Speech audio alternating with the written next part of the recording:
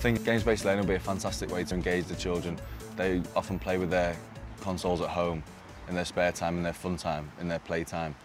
And if we can incorporate the learning in school, they will be playing without actually realising that they're learning.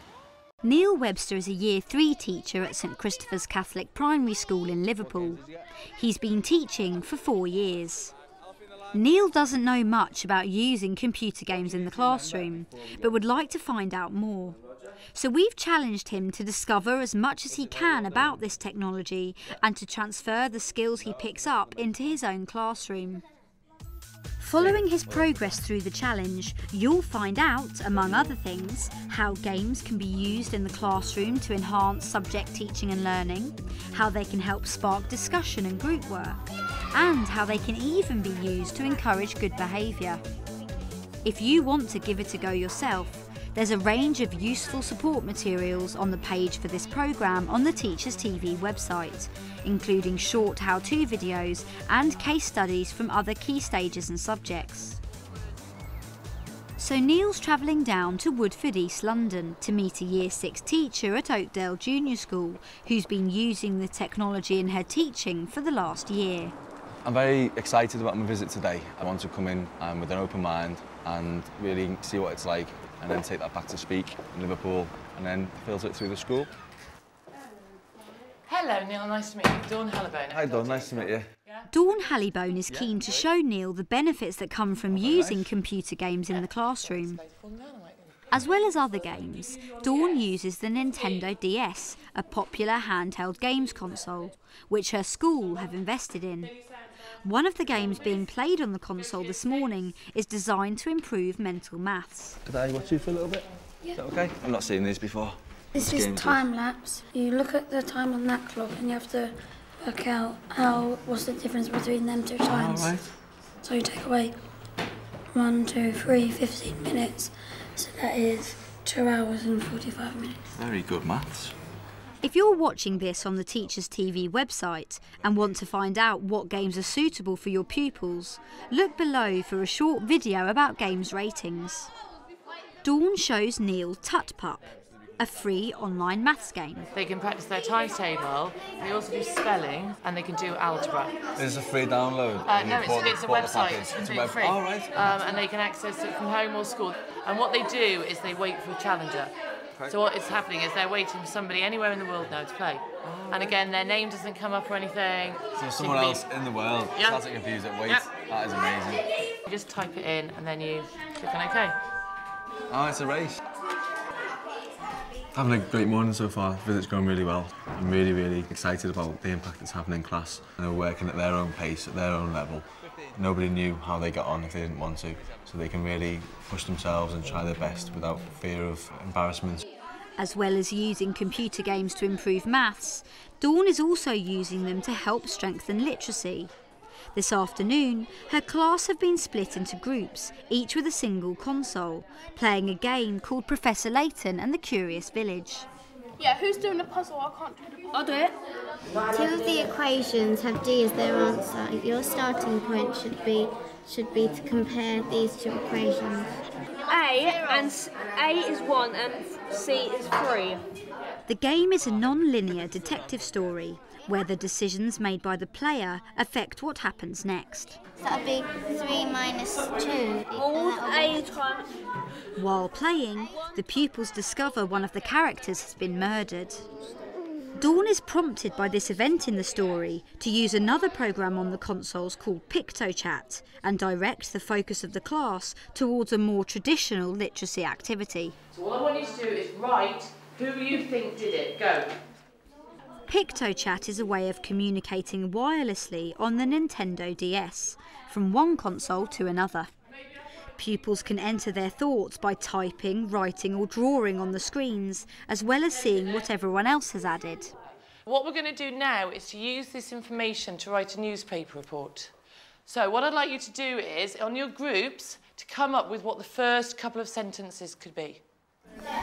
We could talk about the suspects of who people think he is. I think it's the guy with the question marks, the 3 question marks. He wasn't looking like a nice person. As the class get on with their newspaper reports, Dawn shows Neil some other creative writing exercises they've done relating to the game. And they had to come up with one word that they thought described him.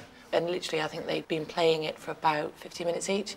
Yeah, brilliant. And then we had to imagine that they stand here, looking into the village. Yeah. So let's say, what do your first thoughts? It's like, I've noticed that the clock on the tower is the wrong time. But having been told the nature of this village, it could be a challenging puzzle set up. So already beginning to, relate it back. So hopefully you've seen that this is just a literacy lesson. Yeah. But there's other things out of it. You can do artwork out of it, get them to draw the characters, the scene, completely cross-curricular. Yeah, definitely the ideas that children have by spending time on the consoles is still in their head and they're getting it down on paper, which is fantastic. How do you cope with the less able writers? The less able writers have got a lot of impetus from the pictures. Right. So, of course, they've got a lot of the visual stimuli, so they know what the characters look like, they know what the room, they can describe all of that. Yeah. They're reading, we've done a newspaper report, and if you think the curriculum that we've covered so far this morning, you wouldn't necessarily do in a normal morning with normal books. And the vocabulary's been fantastic, hasn't it? The discussion has been fantastic. And it's just that, using that tool, yeah. And it's giving them the pictures to put into place in the story. I thought it would be very much solitary, really. I thought the class may be quiet, and there was a part of that which had its place, which was a good part, but also the discussion was probably something I didn't expect to see. As well as encouraging group discussion, there's another reason Dawn was keen to use only one console per table. Each cartridge can cost £20 to £30 each, and if we're buying 30 of those each time, the budget obviously increases and we don't know how successful it's going to be in the class. So we wanted to use it on teamwork so that we've only got 5 of them being used. We only have to buy 5 games. And improve discussion probably as well, because they have to talk. What's the kind of the price impact on the school? Yeah, there are educational suppliers that are offering the DS for about £77 for each console, and then the games range from sort of £9 to £11 each. Yeah. So it meant that we have only got 30 consoles across 350 children, but we managed to get them all for just under £2,500, which I know is still a lot of money of your budget. But for a bit of ICT tech that can be used so well, I think it's a worthwhile investment. Another possible way to lessen the cost impact on your school is to ask pupils who already own a console to bring it to the lesson where games are being used. Might be a silly question, but has anybody not liked it? None of the children, no. It's learning through play, which is what we teach children from the age of 4. So why should we stop when they get to 11, 15, 16? Yeah. We've had no negative from the parents. They're really positive, actually. And then we had Ofsted in as well in March. Oh, right. And we got an outstanding for the lesson using the DSs as a mental and oral starter. And they actually commented on the final report about the innovative use of technology, particularly to try and inspire boys and engage them in the writing. That's a focus, isn't it, for the country? Yeah. As well as being used in lessons, Dawn's school also used the consoles to reward good behaviour. What's Mrs. Lloyd Evans holding? All together, 1, 2, 3. Yeah! Who thinks they deserve the DSs this week? I was told today by Mrs. Courtney, this particular class have been fantastic. The class who have been awarded the DSs this week are 3D.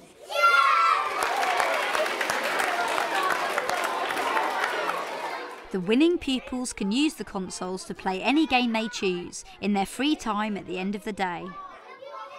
Neil's now got 2 weeks to devise a lesson plan for his Year 3 class based on using computer games. It's been a couple of weeks since I saw Dawn and really came back with some great ideas and introduced it to the children more or less straight away, and they've been really, really keen and really enjoying it.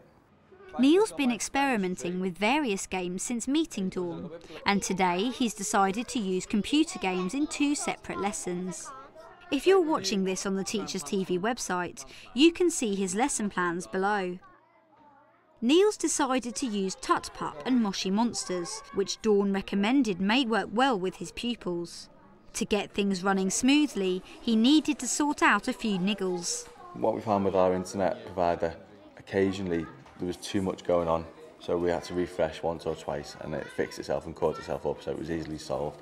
With Moshi Monsters, we struggled to use it initially because it was blocked from the local council's internet blocking provider, and a simple phone call to the council got it unblocked and it was fine. It took about an hour or two to unblock, no problem. Neil begins the day using Tut-Pup, first on his whiteboard as a mental starter, and then the pupils move to the ICT suite to play individually. The best bits about Tut-Pup are the flexibility. We can use it anywhere in the world. The children have reacted really well, especially the boys.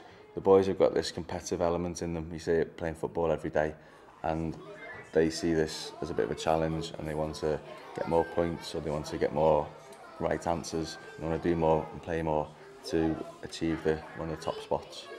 Neil has set up a class account, which means he can assess the pupils' progress as they climb up the leaderboard. I played it at home and I was on the top of the leaderboard, and then I was coming 14th and now I'm coming 13th. Play with people around the world. If you've been somewhere else from another city, you go in front of the other people. In the afternoon, Neil turns the pupils' attention to Moshi Monsters, a free online game where users adopt a monster and complete puzzles to keep it happy and healthy. The games are things like puzzles, maths, word searches. Some are hard, some are easy. And you can get trophies when you win the games. You play at school and you play in lessons, and you can play at home too on the internet. Moving his lesson back into the classroom, Neil uses the ideas inspired by the game to work with his pupils in literacy. I want you to write 5 adjectives about your monster. Okay? What is an adjective? Lauren? Describing words. Well done, Lauren. So it could be their colour, their appearance, anything describing your monster. Characters in the game regularly use words that are new to the pupils, and Neil makes the most of this opportunity to extend vocabulary. Frank was...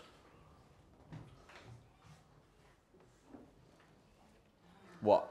What was that fantastic big word? Frank was what? Phenomenal. Well done, Molly, was phenomenal. And we said phenomenal was a positive feeling, didn't we? Okay, now I'd like you to use some of these ideas and explain in a few sentences, maybe 2 sentences, something you've learnt about your monster. The biggest surprise I noticed was after 1 or 2 days, 6 or 7 children had actually played at home for homework. Not that I'd asked them, they just did it off their own back. And my class don't always bring homework in, they get 3 homeworks a week. So for 6 or 7 children to be using it in their own time and to be playing and learning was brilliant. The skills and the benefits from an educational point of view being phenomenal is I was brand new to games-based learning, and I was a little concerned as a teacher that there would be too much play and not enough learning, but having seen it and used it, the balance is fantastic. I've learned very quickly, very easily what's out there, and it's had a massive impact in just 2 weeks in my school. Teaching partly is about having different opportunities for children, and games-based learning gives every child an opportunity to reach their potential, to develop, to be creative and to grow. If you're watching this on the Teachers TV website and are interested to see how teachers of different subjects and key stages use computer games in the classroom, then have a look at our short films below.